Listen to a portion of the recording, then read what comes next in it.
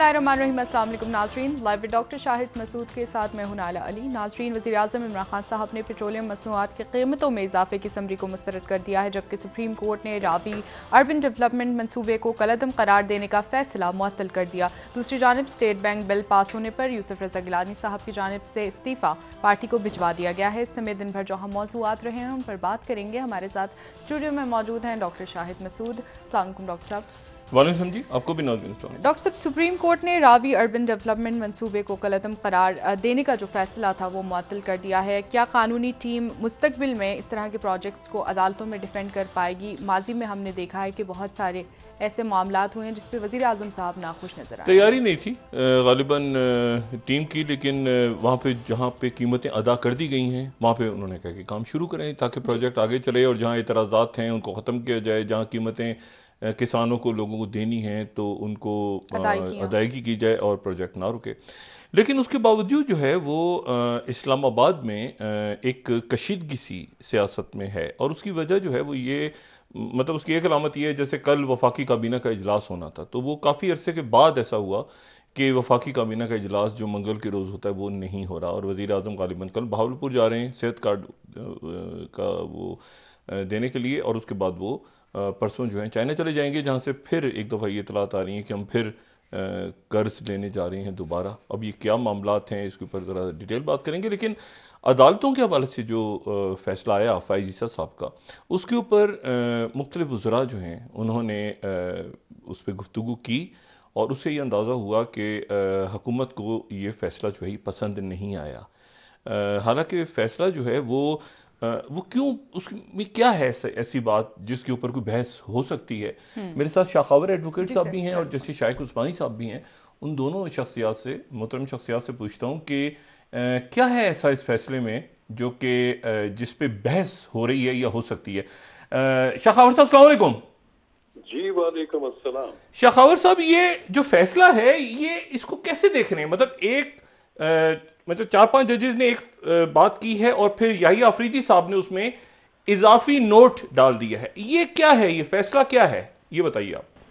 देखिए, ये तो कोई इतना सरप्राइजिंग फैसला नहीं है। उसकी वजह यह है कि जो जस्टिस काजी फ़ाइज़ ईसा के खिलाफ जो इम्पीचमेंट की प्रोसीडिंग्स जो थी उसको सुप्रीम कोर्ट ऑफ पाकिस्तान की ओरिजिनल ज्यूरिसडिक्शन में चैलेंज किया गया था, जिसको कि एक मेजॉरिटी के फैसले से वो जो रेफरेंस था, presidential reference against justice Faez Isa, उसको क्वाश कर दिया था, उसको कलअदम करार दे दिया था कि वो बदनीयती पर मबनी है, कानूनी बदनीयती पर मबनी है।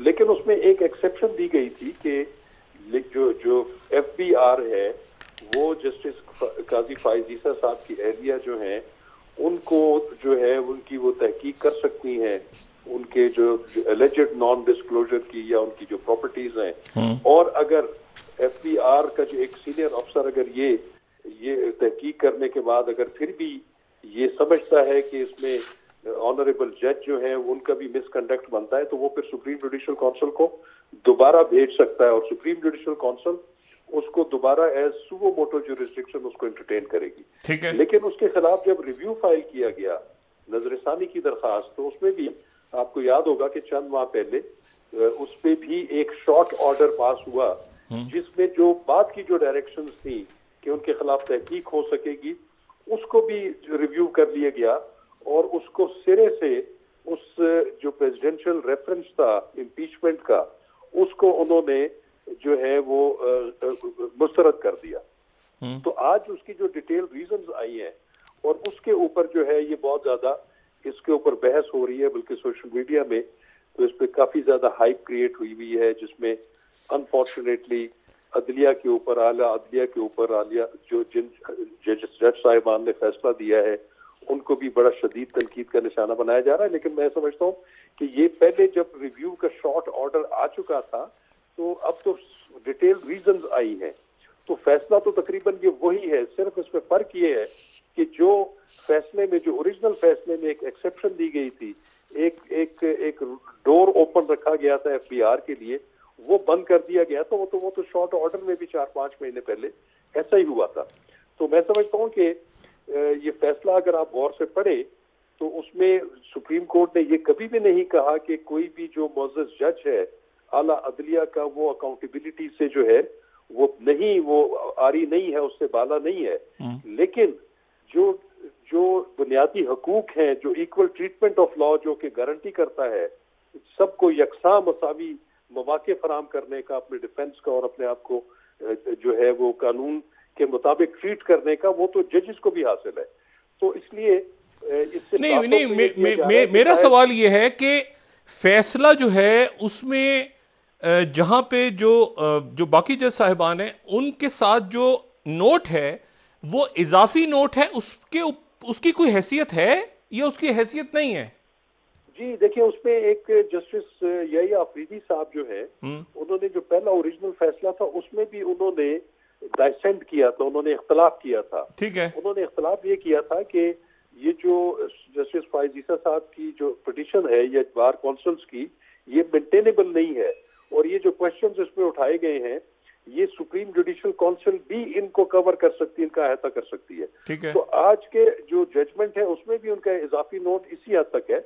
लेकिन उन्होंने एक बात जो बाकी जजेस ने नहीं की, उन्होंने कही है कि जिन लोगों ने इनकम टैक्स ऑर्डिनेंस की मुतलका शिकों की खिलाफ वर्जी की है, जो कि गारंटी करती है कि किसी भी टैक्स पेयर की जो आप मालूमात हैं उनको सीगा राज में रखेंगे और अगर कोई भी उसको सीगा राज में नहीं रखेगा, उसको डिस्क्लोज करेगा, तो इनकम टैक्स ऑर्डिनेंस 2001 में उसकी सजा भी तजवीज शुदा है।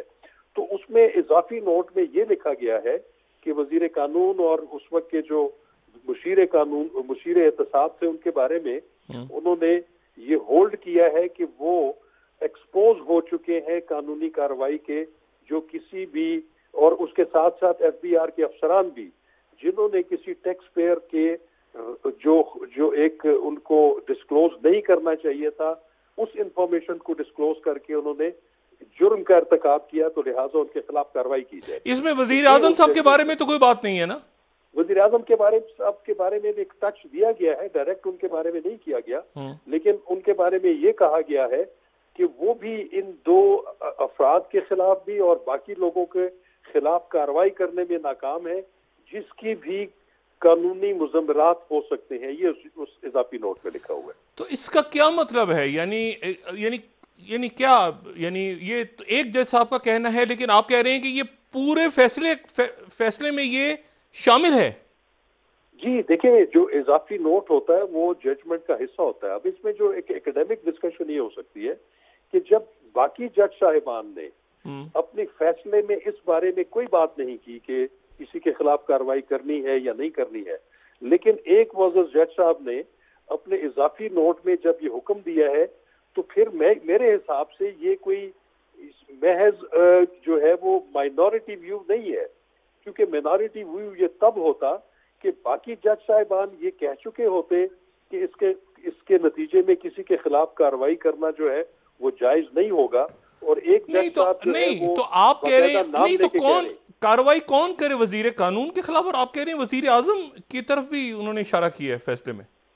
ये तो बहुत वजीर आजम के खिलाफ डायरेक्ट नहीं है, वो दो शख्सियात जिनका मैंने पहले जिक्र किया उनके बारे में। वो तो चले गए, शहजाद अकबर साहब चले गए, वजीर कानून। अच्छा, लेकिन यानी इसको फिर कैसे देख रहे हैं? इसको हुकूमत के लिए परेशान कौन है या ये कोई इशू नहीं है? मेरा ख्याल है कि ये जो जिनके खिलाफ उन्होंने हुक्म दिया है उनके लिए परेशान कौन बिल्कुल हो सकता है। उसकी वजह ये है कि जैसे मैंने अर्ज किया कि इजाफी नोट में सिर्फ उन मुअज़्ज़ज़ जज साहब ने ये बात कही है, बाकियों ने उसके बारे में कोई बात नहीं। अच्छा, जस्टिस शाइक उस्मानी साहब से उनकी राय लेते हैं जरा। शाहवर साहब, जस्टिस साहब अस्सलाम वालेकुम। वालेकुम शाहिद साहब। जज साहब, कैसे देख रहे हैं आप? शाहवर साहब कह रहे हैं कि उन्होंने इजाफी नोट डाला है तो ये फैसले का हिस्सा है और ये दो शख्सियात जो हैं इनके ऊपर उसका असर पड़ सकता है, और वजीर आजम को नहीं, लेकिन उनका जिक्र करके वो निकल गए। आप कैसे देख रहे हैं इस फैसले को? देखिए, जहां तक कि वो उन्होंने ये कहा है कि मेरे ख्याल में शहजाद अकबर और जो लॉ मिनिस्टर हैं उनके मुतालिक उन्होंने कहा है कि उन्होंने ये गलत इंफॉर्मेशन सप्लाई करने के लिए वो उसके मुहर्रिकात में शामिल हैं। तो ये जो चीज़ उन्होंने लिखी है ये तो मेरे ख्याल में मेन जजमेंट में भी है ये, और इख्तलाफी नोट में भी हो गया। मैंने पढ़ी तो जजमेंट पढ़ी तो नहीं है, लेकिन बात सूरत ये अगर है उसमें जजमेंट में, तो जो आपका जो सवाल पहले मैं सुन रहा था कि अब क्या करना चाहिए। देखिए, अगर किसी गवर्नमेंट फंक्शनरी के खिलाफ कोई स्ट्रिक्चर पास करती है सुप्रीम कोर्ट, तो फिर ये लाजिम हो जाता है गवर्नमेंट के लिए कि फिर वो उसको फॉलो अप करे और पता करे कि कहाँ तक वो सही है, गलत है, या उसका एक किस्म का इन्वेस्टिगेशन होना चाहिए। तो मेरे ख्याल में अब ये लाजिम है गवर्नमेंट के ऊपर कि इस पॉइंट के ऊपर इन्वेस्टिगेशन उनको शुरू करनी चाहिए दोनों हजरात के खिलाफ। चाहे वो रिटायर, वो अब तो खैर नहीं है शहजाद अकबर साहब अपने यहाँ पे एडवाइजर, लेकिन उस वक्त तो थे, तो उनके खिलाफ तो हो सकती है। वजीर आजम साहब का जो तस्करा बीच में आया, उसको कैसे देख रहे हैं वजीर आजम? वजीर आजम को तो इस बात से तबसरा आया क्योंकि वजीर आजम हेड ऑफ गवर्नमेंट है। अच्छा। तो गवर्नमेंट को एक्शन लेना है, तो गवर्नमेंट ने एक्शन लेना है, चाहे वजीर आजम लें। अगर वो वजीर आजम नहीं है तो कोई दूसरा वजीर आजम होगा, तो उसको एक्शन लेना पड़ेगा। एक्शन तो लेना पड़ेगा। शाखावर साहब, एक्शन कौन, यानी क्या एक्शन लेना जरूरी है और एक्शन कौन लेगा? देखिए बात यह है कि जो सुप्रीम कोर्ट ऑफ पाकिस्तान जो एक फैसला जारी कर देती है, एक हुक्म जारी कर देती है और वो फाइनलिटी अटेन कर सकता है, तो फिर आर्टिकल 189 जो आईने पाकिस्तान है वो ये कहता है कि वो बाइंडिंग हो जाता है तमाम जुडिशियल अथॉरिटीज के ऊपर। और फिर आगे आर्टिकल 190 है, वो ये कहता है कि मुल्क की तमाम एग्जीक्यूटिव अथॉरिटीज जो है वो सुप्रीम कोर्ट की मदद के लिए, उनकी एड के लिए आएंगी, उनके अहकामात पर अमल दरामद कराने के लिए। तो ये आर्टिकल 180 के तहत जो है ये गवर्नमेंट भी, एग्जीक्यूटिव भी, ये बिल्कुल बाउंड है उनकी जजमेंट्स को इम्प्लीमेंट करने के लिए। नहीं तो बाउंड क्या है कि उनके खिलाफ इन्वेस्टिगेशन हो या हटा दी, क्या करें वजीर आजम, क्या करें? जी, मैं तो ये समझता हूँ कि ये जो हुक्म दिया है आजकल एक जज साहब ने, उन्होंने जो ये हुक्म दे दिया है कि उनके खिलाफ कार्रवाई की जाए, तो ये तो हुक्म है, इसके ऊपर अमल दरामद होना तो जो है ये एग्जीक्यूटिव जो है उनकी जिम्मेदारी है। एग्जीक्यूटिव से मुराद आपकी वजीर आजम है ना? एग्जीक्यूटिव फेडरल गवर्नमेंट है, वजीर आजम है, बिल्कुल है। लेकिन आप साथ ही तो वजीर आजम जो हैं वो कार्रवाई करें, मतलब यानी हटा दें ओहदे से या इन्वेस्टिगेशन कैसे, क्या कार्रवाई करें? वो तो उन्होंने तो कहा है कि ये तो कानून के इनकम टैक्स ऑर्डिनेंस 2001 में किसी भी टैक्स पेयर की जो खुफिया मालूमात हैं उनको आपने खुफिया रखना है, और उनको जो अफशा करेगा तो वो उसी इनकम टैक्स ऑर्डिनेंस की एक शिक के मुताबिक वो जुर्म है और वो काबिल सजा जुर्म है, जिसमें 6 माह तक की सजा हो सकती है। अच्छा, लेकिन नहीं तो हुकूमत को तो कोई इशू नहीं है ना? हुकूमत तो इसमें नहीं, हुकूमत को ऐसा कोई इशू नहीं है, ठीक, लेकिन जिन हजरात के नाम हैं उनके लिए कानूनी मुश्किलात जो है वो जरूर पैदा हो सकती है। जस्टिस साहब, आप इत्तेफाक करेंगे इस बात से? नहीं, मुझे समझ नहीं, मैंने सुना नहीं क्या कहा शाह जी। जस्टिस वो कह रहे हैं कि जी जिन शख्सियात के खिलाफ हुक्म जारी हुआ है तो तमाम रियासती अदारे पाबंद हैं इस बात के कि वो उस फैसले पे इम्प्लीमेंटेशन करवाएं, आर्टिकल 189 या 190 के तहत। जी, 190 के तहत तो एग्जीक्यूटिव पाबंद है कि वो कार्रवाई करें उनके खिलाफ। और अगर उसमें यह भी है कि अगर वो फैसले में ये भी लिखा हुआ है कि अगर वो गैर कानूनी है और सजा नहीं भी तजवीज़ हुई तो गैर कानूनी है, तो फिर भी सजा तो फिर यानी ये कुछ नहीं, उस लॉ में सजा तजवीज़ शुदा है, बिल्कुल। अच्छा जी जस्टिस साहब। जी देखिए, सुप्रीम कोर्ट ने तो सिर्फ ये कहा है कि वो गैर कानूनी है। सुप्रीम कोर्ट ने ये नहीं कहा कि उनके खिलाफ कोई एक्शन लेना है, ये डायरेक्शन नहीं दी है। ठीक है, सिर्फ उन्होंने कहा कि गैर कानूनी है।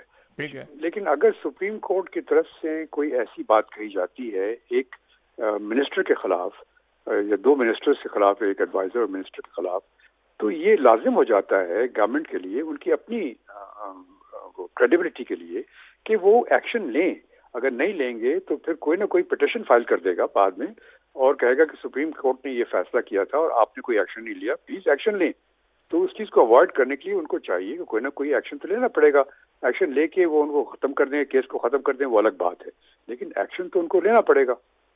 जी जैसा, बहुत शुक्रिया शाखावर साहब, बहुत शुक्रिया आपका, थैंक यू वेरी मच आप दोनों साहिबान का।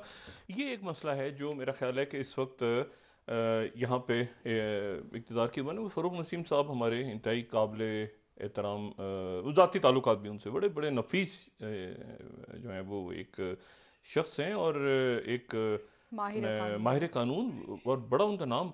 लेकिन ये है कि ये जैसे कि शहजाद अकबर साहब अचानक चले गए तो कोई वजह हुई तो गए, वो वजह भी नहीं बयान हुई। अच्छा, अब फरोग नसीम साहब ने फिर वो बात की कि जी इसके बाद तो फिर सबको अपने अपने जो असासाजात हैं और उनके ऊपर डिक्लेयर तो करने हाँ, तो होंगे। वो ये मेरे ख्याल से एक ऐसा इशू है जिसके ऊपर शायद, क्योंकि शाखावर साहब का भी और शेख उस्मानी साहब का भी और बाकी जो माहिरीन कानून है वो भी ये कह रहे हैं कि जी चूंकि ये डिसेंटिंग नोट नहीं है, इसमें कोई इजाफी नोट है, इजाफी नोट है, इख्तलाफी नोट नहीं है। इजाफी नोट है तो फैसले को कंटिन्यू करके उसी फैसले का हिस्सा समझा जाए। ये मेरे ख्याल से एक इशू है जिसके ऊपर मेरे ख्याल से फरोग नसीम साहब और कानूनी टीम बाकी जो है वो बैठ के, और वजीर आजम साहब भी, ये एक थोड़ी सी उलझन जो है इस वक्त इस फैसले के हवाले से यहाँ पे इस्लामाबाद के ईवानों में पाई जा रही है। अच्छा, एक तो ये बात हो गई। दूसरी बात जो है वो ये कि इलेक्शन कमीशन ने फिर आज सारा वो जो सारे वॉल्यूम से वॉल्यूम 8 भी वो भी दे दिया उनको, अकबर एस बाबर साहब को। तो वो भी एक मेरे ख्याल से इमरान खान साहब जो हैं वो महसूस कर रहे हैं कि मुख्तलिफ जो चारों तरफ से जो है वो एक तरह से वो शुरू हो गया है उनके ऊपर जो है ना, कानूनी महाज मतलब कह रहे हैं बॉम्बिंग, कानूनी महाज पे भी दाएं बाएं आगे पीछे। तो वो, लेकिन वो फिर कहते भी तो है ना साथ कि मुझे तो लुत्फ तभी आता है जब मैं लड़ता हूँ, मैं I am fighter, born fighter. तो वो बॉर्न फाइटर वाला जो उनके इंस्टिंक्ट्स हैं, मुझे लगता है कि इस वक्त वो बॉर्न फाइटर वाले इंस्टिंक्ट्स उनके जो है वो आजमाने का वक्त आ गया, क्योंकि चारों तरफ से जो है वो मुख्तलिफ बातें हो रही हैं, फैसले आ रहे हैं। अब ये उन्होंने अभी एक बड़ा स्टेप लिया कि उन्होंने कहा कि मैं पेट्रोल की कीमत नहीं बढ़ा रहा, और लेकिन डॉक्टर शाम साहब से कब तक लोगों की कंट्रोल कर शाम सकते से हैं लोग वज़ीर आज़म अपना साहब? सांस रोक के बैठे हुए थे पूरे मुल्क में कि पता नहीं क्या ऐलान होता है, लेकिन उन्होंने कहा कि वो आईएमएफ का IMF शर्त की भी तो है ना शराइत डॉक्टर? भी हैं, प्रॉब्लम्स हैं रीजन के, खत्ते के, लेकिन वो फिर अब काजाकिस्तान और रशिया देखें उसके बारे में क्या हुकूमत की तरफ से बात होती है। लेकिन मैं दो तीन बातें ज़रा आगे करूँ। पहली बात तो ये है कि इसके ऊपर मुल्की सियासत पे भी अब ये फैसले के बाद क्या सूरत हाल पैदा होती है, उस पर देखते हैं। लेकिन जो एक इशू है ना वो है कि इमरान खान साहब का चाइना का दौरा, जिसमें देखना यह है कि उनकी मुलाकातें किस किस से होती हैं, बायलैटरल मुलाकातें किस किस शख्सियत से होती हैं, जो कि बड़ी अहम है। फॉरेन ऑफिस को चाहिए, मैं कल भी कह रहा हूँ कि वो मीटिंग्स अरेंज करें, और बड़ी अच्छी और खुशगवार मीटिंग्स होनी चाहिए उनकी। दूसरी बात यह है कि ये जो कर्जे वगैरह का मामला, इसकी वजाहत करें कि रशिया से और चाइना से हम दोबारा, और फिर काजाकिस्तान से, तो ये क्या है फिर, ये क्यों? अभी तो हमने लिया है, और अभी IMF का बोर्ड होना है कल 2 फरवरी को, परसों उनका 2 फरवरी को इजलास है। तो क्या हमें दोबारा ज़र मुबादला के ज़खायर कहीं खर्च हो गए हैं जो हमें दोबारा लोन लेके फौरी तौर पे वो दिखाना पड़ रहा है उनको दोबारा? तो ये एक बड़ा इशू है, ये बड़े इकोनॉमिक चैलेंजेस हैं उनकी माशी टीम को। एक पूरा लगता है कोई प्लान नहीं दिया उन्होंने बना के कि जिस पे वज़ीर आज़म साहब जो है वो तेजी, लेकिन यही कर सकते थे इस वक्त कि उन्होंने कीमतें कम से कम नहीं बढ़ाई। अच्छा, लेकिन मैं आपको ये बताऊं कि कुछ देर के बाद अक़वाम मुत्तहिदा की कौमी जो उनकी जो सिक्योरिटी काउंसिल है, सलामती काउंसिल, उसका इजलास शुरू हो रहा है, और इजलास जो अमेरिकन ने बुलाया है यूक्रेन पे, और उस इजलास में 9 अरकान चाहिए, तो इजलास हो जाएगा। रशिया ने उसको रजिस्ट किया है, लेकिन अमेरिका के पास 9 अरकान है जो, और कल से रशिया जो सिक्योरिटी काउंसिल है उसको हेड करेगा अक़वाम मुत्तहिदा की। और पाबंदियां जो हैं वो अमेरिका भी यहां पर बंद गली में दाखिल हो गए हैं, सब, रशिया भी, अमेरिका भी, बाकी मुल्क भी सारे, क्योंकि यहां पर अब अमेरिकन जो हैं वो पीछे नहीं हट सकते। ठीक है, असला पहुंच गया, वेपन्स पहुंच गए, नेटो के अंदर जितनी डिवीजन होनी थी हो गई, तो अमेरिका ने अपने आप को असर्ट करना है, रशिया ने अपने आप को असर्ट करना है। रशिया किसी सूरत वो जो, अच्छा यानी जर्मन्स भी बीच में आने की कोशिश की, उससे भी कोई फर्क नहीं पड़ा। जर्मन्स के लिए बड़ा अच्छा था 30 साल पहले कि जी वो एक बफर क्रिएट हुआ उनका रशिया के साथ, लेकिन वो बफर अब फिर खत्म हो रहा है दोबारा। बफर था ना वो जो पोलैंड और बाकी सारी रियासतें, जो पहले तो बर्लिन खुद ही रशिया का हिस्सा था, USSR का हिस्सा था, फिर एक बफर रियासतें बन गई थी बीच में, बहुत सारी बाल्टिक्स और ये सारी, यूक्रेन, जॉर्जिया, पोलैंड।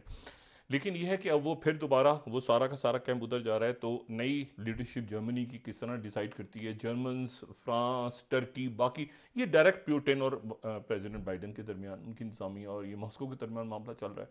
और इसमें जो है वो स्विफ्ट की पाबंदियां, जो कि बैनुल अक़वामी बैंकिंग सिस्टम है, ठीक है ना, वर्ल्ड वाइड सिस्टम है, जो कि तेजी के साथ जिसके थ्रू आप ये मनी ट्रांसफर फॉरेन का फॉरेन, और ऐसे, इसमें मैं सिर्फ एक बात यहाँ पे ऐड करता चलूँ। एक जो हमारी तारीख है ना, इंसानी तारीख जब से उठा के देखें, राजा महाराजा, शहनशाह, बादशाह, उस वक्त से सबसे ज्यादा जंगों में या जब ये कुछ साजिशें हो रही होती थी या कोई, तो उसमें ये होता था कि पैगाम किस तरह पहुंचाया जाए दूसरे मुल्क के बादशाह को या दूसरे मुल्क के वजीर को या दूसरे मुल्क का कोई अगर हमारे साथ बंदा मिले उसको पैगाम कैसे भिजवाया जाए। ठीक है, और वो जो पैगाम रसा होता था, जिसको एलची कह लें या पैगाम रसा कह लें, उसकी बड़ी अहमियत होती थी। वो अपना सर जो है वो बिल्कुल हाथ पे रख के जाता था, छुपता छुपाता जाता था पैगाम लेके, या उसको तहफ़्फ़ुज़ के साथ भेजा जाता था दरबार में। अगर कोई छोटी पावर है तो वो बड़ा बादशाह जो है भेजता था कि तुम हथियार डालो छोटे राजा को या बादशाह को या जो भी, कि तुम हथियार डालो और अपने आप को हवाले करो। या ये है कि कोई कमज़ोर है तो किसी बड़े से मदद मांगनी है उसने, या कोई साजिश होनी है, या कोई आपस में, यानी होता है ना, साजिशें भी तो हुई हैं ना, सल्तनतें टूटी हैं। तो ये जो पैगाम रसा होते थे बड़े अहम होते थे। और ये हमेशा से मामला ये ख़राब रहा कि ये पैगाम रसा अगर तो खुल के जा रहा है तो फिर ये होता था कि वो पूरा का पूरा फरमान है और उसके ऊपर एक स्टैंप लगा हुआ है, ये मोहर लगी हुई है और बादशाह की, और वहीं जाके दरबार में खोलेगा और वो तरीका उसका। लेकिन अगर वो खुफिया मैसेज है तो ये बड़ा मसला होता था कि रास्ते में पकड़ा ना जाए। ये रास्ते में पकड़ा गया तो इसका तो सर तन से जुदा करेंगे और उसके बाद वो काम भी खराब हो जाएगा। तो और वो पढ़ भी लेंगे सारा। तो ये हुआ कि जनाब इस पैगाम को किसी तरह से कोई कोड वर्ड्स में लिखा जाए, कोई इशारों को नायों में लिखा जाए। तो इसकी इसकी इसकी इसकी कोडिंग शुरू हो गई इसकी। और हमें जो तारीख में सबसे ज्यादा पहले की हमें मिलता है वो हमें मिलता है और इसको यानी साइफर करना कहते हैं ना, साइफर यानी साइफर करना कहते हैं इसको, कि आपने उसको चेंज करके किसी और अंदाज में खुफिया लिखा। अल्फाज में। अच्छा, अब जो खुफिया है, ठीक है, उसका उसको लैटिन में कहते हैं क्रेप्टो, और लिखने को कहते हैं ग्राफी, तहरीर करने को। तो वहां से लफ्ज निकला क्रिप्टोग्राफी, जिससे फिर क्रिप्टो करेंसी और क्रिप्टो ये सारे जो लफ्ज हैं, क्रिप्टो का मतलब है खुफिया। जी। ठीक है, तो क्रिप्टो करेंसी, क्रिप्टोग्राफी, क्रिप्टो, ये क्रिप्टो का लैटिन से। तो सबसे पहले ये हुआ कि खुफिया पैगाम कैसे भेजें। तो खुफिया पैगाम भेजने का तरीका ये था कि वो उन्होंने जो लैटिन लैंग्वेज में हेब्रियू हेब्रियू अल्फ़ाबेट जो हैं, उन्होंने कहा, अच्छा हेब्रियू से ही फिर लैटिन हेब्रियू से ही फिर आगे जाके इंग्लिश भी निकली है। 21 उनमें अल्फ़ाबेट्स थे, इंग्लिश में 26 होते हैं आजकल की जो इंग्लिश है। लेकिन उसमें यह हुआ कि उन्होंने कहा कि अब इसको इसको तरीका क्या बनाएं। तो तरीका यह बनाया कि जो अल्फ़ाबेट्स थे उनको उल्टा लिखना शुरू कर दिया। मतलब मिसाल के तौर पे अगर किसी का नाम जो है वो है फर्ज करें किसी का नाम है कमाल, KAMAL, तो इसको अबताश अतबाश अतबाश साइफर में इसको लिखेंगे, के शुरू में है तो के आखिर में आ जाएगा। ठीक है, और KAMAL है तो LAMAK, यानी ये अल्फाबेट्स उल्टे करके। सही। ये जो था ये सबसे पुराना तरीका जो हमें मिलता है साइफर करने का, वो मिलता है हमें जिसमें इंग्लिश अल्फाबेट्स को उल्टा करके। इसको जरा बड़ा करेंगे प्लीज। तो ये बिल्कुल जो है ये यानी ए जो है वो ऊपर से नीचे शुरू से आखिर में चला गया, जी जो है आगे आ गया। तो देखिए ना, ये सबसे पुराना, सबसे दुनिया का पुराना खुफिया पैगाम भेजने का तरीका है। लेकिन ये जो था ये ज्यादा चला नहीं, क्योंकि तो बड़ा आसानी के साथ लोग समझ गए कि उल्टा लिखा होगा और वो उसको अल्फाबेट्स को सीधा करते थे, और सीधा करने के बाद जो है वो अल्लाह अल्लाह खैर सल्ला, और वो बात ज्यादा बनी नहीं, और वो जो है वो कुछ अरसे के बाद वो खत्म हो गया। फिर उसके बाद दूसरा जो है वो हमें मिलता है जो जूलियस सीजर ने बनाया, जिसको हम सीजर साइफर कहते हैं। और सीजर साइफर जो है, सीजर साइफर थोड़ा सा मुख्तलिफ अंदाज में जूलियस सीजर ने खुफिया पैगाम भेजने शुरू किए। और उसने क्या किया कि ये जो अल्फाबेट्स होते थे, इन अल्फाबेट्स को, जो कि सीजर साइफर कहलाता है, उसने आमने सामने नहीं रखा, बल्कि 3 या 4 अल्फाबेट्स को ऊपर नीचे कर दिया। मतलब मिसाल के तौर पे ABC है तो उसने जो D है उसको A बना दिया, ABC को छोड़ के D को, और फिर वो घूम के आखिर में गए और फिर वापस आ गए। यानी उसने बिल्कुल A के नीचे Z को नहीं रखा, सही। उसने आगे पीछे कर दिए। ठीक है ना, ये 3 आगे, ठीक है, और यानी A के नीचे हो सकता है आपको Y नजर आ जाए, अगर 2 किए हुए हैं तो Y Z नजर आ जाए, ठीक है, या XYZ नजर आ जाए ABC के नीचे, वो घूम के वापस आ जाए। तो उसने क्या किया कि उसने जो है वो इसको उलट कर दिया। ये जो अब नजर आ रहा है ना इसमें कि K की जगह P है, A की जगह Z है, ये तो उलट हो गया। ठीक है, और फिर ये कि इनमें गैप भी है। अगर एक और हम स्लाइड दिखा सकें, एक और तरीका, एक तो बिल्कुल उल्टा, ये नहीं है, ये तो हम दिखा चुके हैं पहले। ये स्लाइड अगर चेंज करेंगे ना, हाँ ये इसने इसने क्या किया कि इसने 3 पीछे चले गए, ठीक है ना। वो जो था वो एतबाश था, और ये जो है ये वो क्रिप्टोग्राफी है जिसको हम सीजर साइफर कहते हैं। इसको जरा बड़ा कीजिएगा प्लीज काइंडली। तो ये 3 पीछे चला गया, 3, ठीक है ना। यानी एफ जो है वो सी है, ई जो है वो बी है, डी जो है वो ए है, ठीक है। ये इस तरह से हो गया। अच्छा, अब उसके बाद ये कई सालों तक, सदियों तक ये चलता रहा। अच्छा, इसके अंदर मर्जी है ना, आप 4 आगे कर लें, 5 आगे कर लें, 6 आगे कर लें, 7 आगे कर लें, मतलब आपकी मर्जी, आप जितना मर्जी आगे करें, आगे पीछे कर लें। तो लोगों को पढ़ा ही नहीं जाता था कि क्या लिखा हुआ है भाई। ए क्यू जी आई एन, मतलब है कि सी, मतलब उनको समझ ही नहीं आता था कि ये क्या है। तो ये सीजर का जो साइफर है ये चलता रहा। उसके बाद जो डी साइफर के जो जासूस थे, जिनका काम था ये खत बीच में से पकड़ लिया, चीज को पकड़ लिया, इसको पढ़े कैसे। फिर उन्होंने ये किया कि उन्होंने जनाब ये ये देखना शुरू किया कि इंग्लिश लैंग्वेज में कौन से हरूफ सबसे ज्यादा इस्तेमाल होते हैं और कौन से हरूफ सबसे ज्यादा कम इस्तेमाल होते हैं, ठीक है। मतलब एक जुमला लिखा हुआ है, तो इंग्लिश में सबसे ज्यादा जो हरूफ इस्तेमाल होते हैं वो हैं ए, ये जो फ्रीक्वेंसी, रिलेटिव लेटर फ्रीक्वेंसी है, सबसे ज्यादा ई इस्तेमाल होता है इंग्लिश में, ठीक है। उसके बाद टी इस्तेमाल होता है, और फिर ए इस्तेमाल होता है, फिर ओ इस्तेमाल होता है। ये इंग्लिश जबान के जुमलों में, ठीक है। अच्छा, फिर उसके बाद आई होता है, और सबसे ज्यादा कम जो है वो एक्स वाई जी होते हैं आखिर में। तो अब अगर वो बार बार पढ़ रहे हैं कि कहीं पर के आ रहा है लिखा हुआ, तो के तो इतना इस्तेमाल नहीं होता, या जेड आ रहा है या वाई आ रहा है, वाई तो इस्तेमाल नहीं होता, वाई क्यों आ रहा है बार बार। इसका मतलब है कि असल में वाई नहीं है, ए है या ई है, ठीक है। यानी क्योंकि इंग्लिश, अगर आप बार बार वो लफ्ज इस्तेमाल कर रहे हैं, मिसाल के तौर पे मैंने ए का जो कोड है वो जी से बना दिया और जुमला लिख दिया, और उसमें Z Z Y Y X X चल रहा है, तो बंदा कहेगा नहीं, इसको इस तरह पढ़ना शुरू करो कि ये इसमें सबसे ज्यादा इंग्लिश में कौन से वर्ड्स हैं। तो वो बैठ के फिर उन्होंने जब निकाला, जुमले निकाले इंग्लिश के, तो पूरी की पूरी ये उनके पास एक आ गई कि जी सबसे ज्यादा इंग्लिश में ई इस्तेमाल होता है, फिर टी इस्तेमाल होता है, फिर ए इस्तेमाल होता है, फिर ये होता है, फिर होता है, और आखिरकार ये देखें, ये नजर आ रहा है ना, और इसको जरा बड़ा करें थोड़ा सा प्लीज। तो यहां से पता चला कि ये जो साइफर था ये भी खत्म हो गया। ये है क्रिप्टोग्राफी।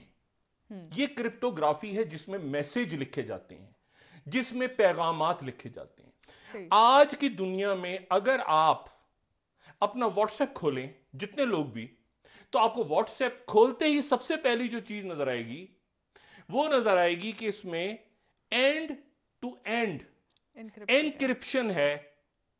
एनक्रिप्शन का मतलब यह है कि ये पैगाम रसा है, ये वो है जिसने पैगाम भेजना है, यानी ये वो है, एक बादशाह है, इसने दूसरे बादशाह तक पैगाम भेजना है, ठीक है।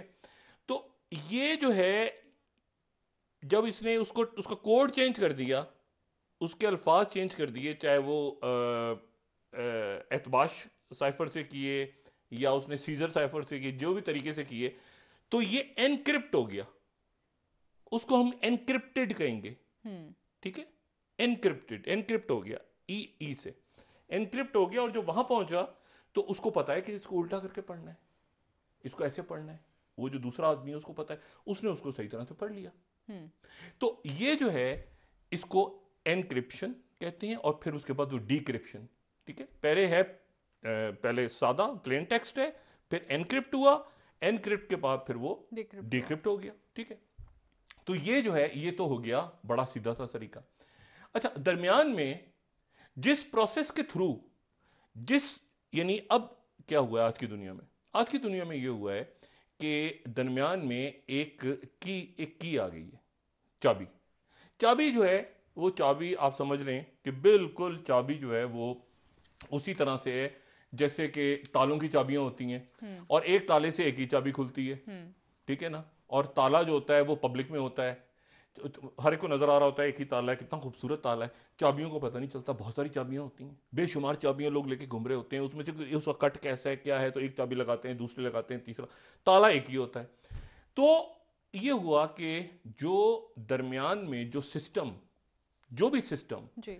उसको एनक्रिप्ट कर रहा है, ठीक है, यानी उसको चेंज कर रहा है साइपर टेक्स्ट में। यानी साइपर टेक्स्ट से मुराद ये कि इसको आप जरा देखें, प्लेन टेक्स्ट चला, प्लेन टेक्स्ट चलने के बाद वो जो एक लंबी सी स्लाइड है जिसमें वो लाइन से बना हुआ है सारा, उसको अगर हम देखें तो ये प्लेन टेक्स्ट है, इसको जरा बड़ा करें, दरमियान में आया, दरमियान में आके ये गड़बड़ हो गया, देखा है, दरमियान में आके ये ए क्यू ये टेढ़ा मेढ़ा सारा किसी को पढ़ाई नहीं जा रहा। उसके बाद आगे चला, और आगे चलने के बाद ये पहले एनक्रिप्ट हुआ, फिर गड़बड़ हो गई, फिर ये डिक्रिप्ट हुआ और सादा पढ़ लिया उसने जाके, उसी तरह से जिस तरह से। तो ये जो है इसको सिस्टेमिक इंक्रिप्शन कहते हैं, सिस्टेमिक इंक्रिप्शन। अब ये जो खुफिया पैगामात अब दुनिया भर में हो रहा है ना, कॉल्स ट्रेस हो रही हैं, साइबर सिक्योरिटी अटैक्स, पासवर्ड, उसने क्या बात की क्या बात नहीं की, तो ये उसमें ये लफ्ज की इस्तेमाल हो रहा है। अच्छा, अगर एक ही की इस्तेमाल हो रही है दोनों तरफ, तो वो है सिस्टेमिक। ये जैसे कि इसमें नजर आ रहा है आपको, देखिए ना, एक ही किस्म की इस्तेमाल हो रही है। और अगर एनक्रिप्शन के लिए कोई और की है, अच्छा, की जो है, की क्या है, की है नंबर्स, ठीक है ना, एल्गोरिथम्स, ठीक है। और अगर एक ही की है तो वो जो है वो जो प्राइवेट है, और अगर दूसरी की इस्तेमाल हो रही है तो वो जो है फिर वो पब्लिक है। यानी एक सीक्रेट है और पब्लिक, तो सिस्टेमिक और एसिस्टेमिक दो किस्म के इसमें है। अब ये देखें, ये बात बड़ी इंपॉर्टेंट है, मैथमेटिक्स हर जगह है। हमारी जो कभी कभी ऐसा लगता है कि जो कायनात तश्कील पाई है ये मैथमेटिक्स हिसाब के ऊपर ही है। मतलब मैं अगर ये कहूं कि जी मैंने अभी सोची, एक बात सोची और उसके बाद मेरी उंगली ने मूव किया, तो यहां से जो सिग्नल गया है उसको मैं कैसे लिखूंगा, उसको मैं नंबर्स की सूरत में लिखूंगा या कोई उसकी कोई अलामात होगी हिसाब किताब की। अगर मैं कहूं कि ये जो है ये आपकी फला आदमी की उम्र कितनी है, हिसाब आ गया। फला आदमी की दिल की धड़कन क्या है, हिसाब आ गया। फला आदमी का ब्लड प्रेशर क्या है, हिसाब आ गया। फला आदमी के ब्लड के अंदर जो है वो लिपिड्स कितने हैं, हिसाब आ गया। फला आदमी ने कितनी दूर जाना है, हिसाब आ गया। फला आदमी की एज क्या है, हिसाब आ गया। कायनात में जो है वो कितने घंटे हैं एक दिन में, हिसाब आ गया, ठीक है। जिस्म में कितना खून है, हिसाब आ गया। टेलीफोन को कैसे आपने, मतलब ये पूरा सिस्टम, नमाज के औकात, सितारे कैसे चल रहे हैं, कितना फासला है, कितना डिस्टेंस है, किलोमीटर, वजन, मतलब हर जगह पर हिसाब है। मतलब मैथमेटिक्स हर जगह पे मौजूद है। आपको समझते हैं मैथमेटिक्स बोर है, मैथमेटिक्स से काम, मैथमेटिक्स के बगैर कायनात नहीं चल रही। हिसाब अल्लाह ताला, मतलब एक हुक्म है कि इतनी दफा आपने फर्ज पढ़ना है, इतनी दफा आपने सुन्नतें पढ़नी, इतनी दफा नमाज पढ़नी है, इतने दिन रोजे रखने हैं। यानी मजहब हो, साइंस हो, पूरा सिस्टम इसी तरह से, ये जो पूरा सिस्टम है ना, सेट रूल्स, यानी सेट रूल्स, ये दुनिया जो है ये एक एल्गोरिथम्स के तहत चल रही है। एल्गोरिथम के ऊपर ही पूरी कायनात खड़ी है, मुख्तलिफ एल्गोरिथम्स हैं।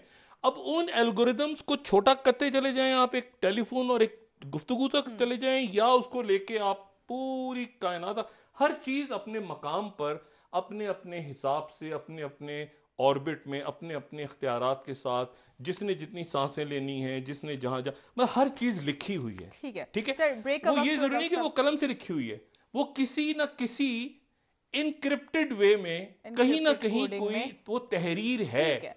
ठीक है सर। वो क्या तहरीर है, जो हम कहते हैं ना लौहे महफूज, वो क्या है हम नहीं जानते, लेकिन लिखा हुआ है।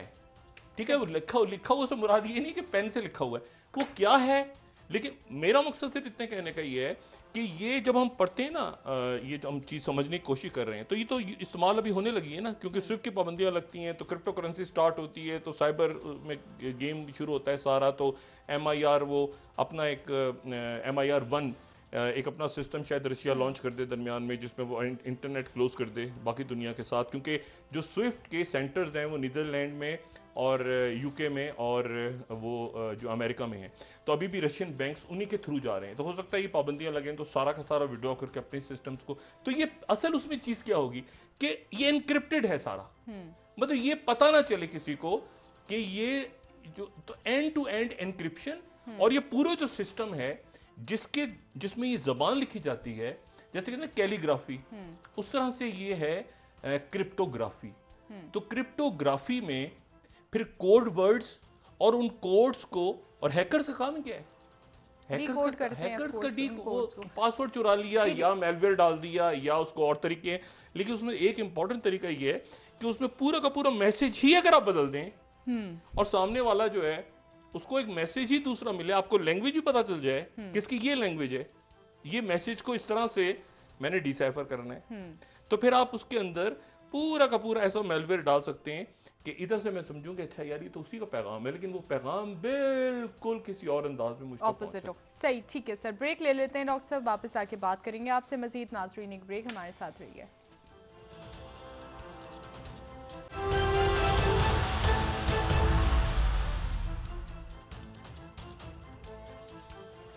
वेलकम बैक नाज़रीन। जी डॉक्टर साहब, टेक्नोलॉजी पर बात कर रहे थे आप, साइबर पर बात कर रहे थे। वज़ीर आज़म साहब का दौरा चाइना के दौरान क्या टेक्नोलॉजी के हवाले से कोई बातचीत होगी, क्योंकि हमें भी साइंस में प्रोग्रेस करने की जरूरत बहुत ज़्यादा, और टेक्नोलॉजी के ऊपर ही सारा का सारा आगे जो भी सिलसिला है वो साइबर स्पेस में या क्रिप्टो में। अब देखें ना, ये क्रिप्टो खुफिया बात हो गई, यानी क्रिप्टो तो उसको ग्राफी में ले लें या करेंसी में ले लें, यानी ऐसी चीज जो बाईपास कर रही है पूरे के पूरे एक सिस्टम को बाईपास कर रही है।